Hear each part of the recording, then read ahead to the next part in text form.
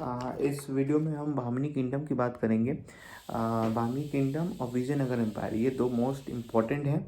ठीक है, इनमें से क्वेश्चन बनते हैं गवर्नमेंट एग्जाम में। तो आइए चलिए इनके बारे में बात करते हैं। बहमनी किंगडम की पहले हम बात करेंगे। बहमनी किंगडम की जो फाउंडर थे उनका नाम था हसन गंगू। इन्हें जाफ़र खान भी बोला जाता है। इन्होंने इसकी स्थापना की थी 1347 में। 11 साल तक इन्होंने राज किया, 58 तक। इनका जो कैपिटल था वो था गुलबर्ग। ठीक है, और इनको बामन शाह भी बुलाया जाता है। विजयनगर एम्पायर और बहमनी किंगडम ये दोनों ऐसे किंगडम है जहाँ हिंदुओं को बहुत ही महत्व दिया जाता था, अच्छे अच्छे पोस्ट मिलते थे। ठीक है, फिर इनमें जो सबसे इम्पोर्टेंट थे, जो सबसे फेमस थे, वो थे फिरोज शाह। इन्होंने बहुत से एरिया एनेक्स किए 1397 से लेकर 1422 तक। फिरोज शाह थे। और इन्होंने इस्टेब्लिश किया था फिरोज़ाबाद सिटी। ये साउथ वाली है Firozabad city, in on the bank of Bhima river which is the tributaries of Krishna river. And जो इनके बाद थे वो अहमद शाह फर्स्ट थे वाली 1422 से लेके 1435 तक।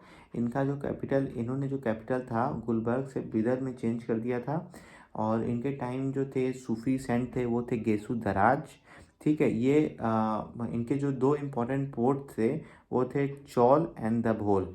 ठीक है, चौल एंड दभोल। लास्ट में जो थे वो थे Mohammad Shah third, that is 1463 से लेके 82 तक। ये 9 साल की उम्र में इनको बना दिया गया था। इनका नाम ज़्यादा थे लेकिन ये इनका जो संभालते थे वो थे मोहम्मद गवन। ये प्राइम मिनिस्टर थे और इन्हें वकील उल सल्तनत बोला जाता था। फॉरेन फाइनेंस मिनिस्टर को अमीर जुमला बोला जाता था और फॉरेन मिनिस्टर को वजीर अशरफ बोला जाता था। ठीक है, ये याद रखिएगा। प्राइम मिनिस्टर को वकील उल सल्तनत, फाइनेंस मिनिस्टर को जुमला और फॉरेन मिनिस्टर को अशरफ बोला जाता था। ठीक, तो इनके जो थे पीएम थे वो थे मोहम्मद गवन।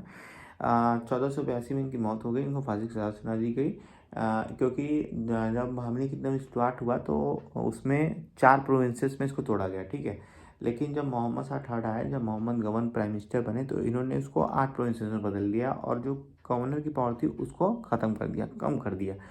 ठीक है, और इन्होंने मदरसास बनाए मोहम्मद गवन बिदर में, जो कि बहुत फेमस है। 3 स्टोरी बिल्डिंग है। ठीक है, और इनके द्वारा बहुत अच्छे काम किए गए थे। इन्होंने जो मतलब एक होता है कि बहमनी किंगडम को ऊंचाइयों तक ले गए मोहम्मद गवन ने। लेकिन जो गवर्नर थे उन्होंने राजा का कान भरा, राजा ने इनको फांसी दे दी और फिर इनकी डेथ हो गई। जैसे इनकी डेथ हो गई उसके बाद से बहमनी किंगडम का पतन शुरू हो गया। बहमनी किंगडम का पतन में मतलब ये टूट गया 5 हिस्सों में। ठीक है, बेरर, बीजापुर, अहमदनगर, गोलकोंडा एंड बिदर। ठीक है, जो बेरर था वो तुम्हारा फतेहुल्लाह आदिल शाही, बेरर जो था फतेहुल्लाह और इमाद मुल्क ने इस्टेब्लिश किया था 1484 में।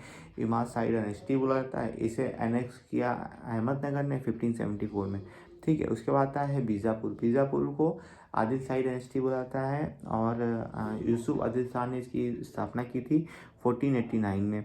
ठीक है, और ये बीजापुर और गोलकोंडा आपको याद होगा औरंगजेब ने एनेक्स किया था 1686 एंड 1687 में। औरंगजेब ने अपना आखिरी 25 साल बिताया था डेक्कन को जीतने में। ठीक है, फिर होता है अहमदनगर आता है। अहमदनगर की जो बात करते हैं, अहमदनगर 1490 में ये निजाम शाही डायनेस्टी है। मलिक अहमद ने इसकी स्थापना की थी। 1633 में शाहजहां ने इसको एनेक्स किया था। गोलकोंडा की बात करें तो गोलकोंडा जितने इम्पोर्टेंट वो डायमंड्स हैं, कोहिनूर इंक्लूडिंग कोहिनूर, वो यहीं से निकले थे। ठीक है, इसको एनेक्स किया था औरंगजेब ने। कुतुब शाही डायनेस्टी है, कुतुब शाह ने इसकी स्थापना की थी। बिदर बिदर 1526 से 1527, ये आपका बरीद शाही डायनेस्टी है। ठीक है, बरीद शाही डायनेस्टी है और अमीर अली बरीद ने इसकी स्थापना की थी 1610 में। बीजापुर ने इसको एनेक्स कर दिया। ठीक है, ये याद रखिएगा जो शाही डायनेस्टी है उनके संस्थापक कौन है और कौन कौन इनको एनेक्स किया था। ठीक है, अब आते हैं इनके कल्चरल और म्यूजिशियन पार्ट पे। ठीक है, कि उन्होंने क्या बनवाया क्या नहीं बनवाया। ठीक, तो स्टार्टिंग करते हैं आदिल शाह डायनेस्टी की। बीजापुर की बात करते हैं तो इनमें जो वमन पंडित थे स्कॉलर, संस्कृत एंड मराठी के। वर्मन पंडित याद रखिएगा, आदिल शाही डायनेस्टी के थे। इब्राहिम आदिल शाह दैट इज़ 1580 से लेके 1627 तक। अकबर के टाइम के थे, 1580 से लेके 1627 तक। ये जो थे इनको अबला बाबा बोला जाता था, that is the friends of the poor. ठीक है, और ये बहुत ही अच्छे म्यूजिशियन थे, इनका बहुत ही अच्छा म्यूजिक में इंटरेस्ट था। तो उन्होंने एक बुक लिखी दैट इज़ किताब नौरस। ठीक है, किताब नौरस। और इन्होंने एक सिटी बसाई नौरसपुर, जहाँ पे इन्होंने ऑल म्यूजिशियन को इनवाइट किया कि भैया आओ यहाँ सेटल हो। और ये संस्कृत सरस्वती देवी के बहुत बड़े भक्त थे, तो इन्हें जगत गुरु भी बोला जाता है। ठीक, अब बीजापुर में दो चीज़ इम्पोर्टेंट है, एक जो है तुम्हारा इब्राहिम रोजा है और एक गोल गुम्बज है। ठीक है, इब्राहिम रोजा एंड गोल गुम्बज। इब्राहिम रोजा जो है वो मौजूलियम है इब्राहिम आदिल शाह का।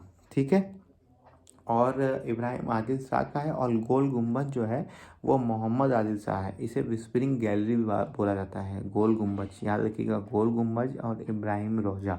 गोल गुम्बज तैयार हुआ था 1660 में। ठीक है, ये मोहम्मद आदिल शाह और इब्राहिम रोजा, इब्राहिम आदिल शाह।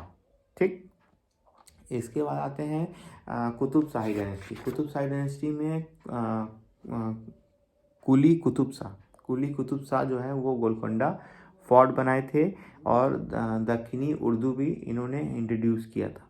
ठीक है, दक्खनी उर्दू भी इन्होंने इंट्रोड्यूस किया था। और इन्होंने मोहम्मद कुली कुतुब शाह, कुतुब शाही डायनेस्टी के जो सबसे ग्रेटेस्ट थे वो थे मोहम्मद कुली कुतुब शाह। ठीक है, मोहम्मद कुली कुतुब शाह जो सबसे ग्रेटेस्ट थे कुतुब शाह डायनेस्टी के। इन्होंने 4 मीनार बनवाया, 1591 में 92 में बन के तैयार हो गया, और हैदराबाद सिटी की इस्टेब्लिश किया। उसका स्टार्टिंग में नाम था भाग्यनगर, जो उनकी फेमस रानी भाग्यमती के नाम पे था। ये उनके द्वारा कुछ बनाए गए फेमस बिल्डिंग्स हैं। गोलकुंडा फोर्ट हो गए, गोल गुम्बज हो गए, 4 मीनार हो गए, इब्राहिम रोजा हो गए, और जो इम्पोर्टेंट बुक्स थी दैट इज़ किताब नौरस। और ये लोग म्यूजिक्स और इन लोग दक्षिणी उर्दू, ये सब जो इम्पोर्टेंट पॉइंट हैं। और भी मुझे अगर पॉइंट मिलते हैं तो मैं नेक्स्ट वीडियो बनाऊंगा बाबरी किंगडम, तो उस पर इसको ऐड कर दूंगा। Thank you.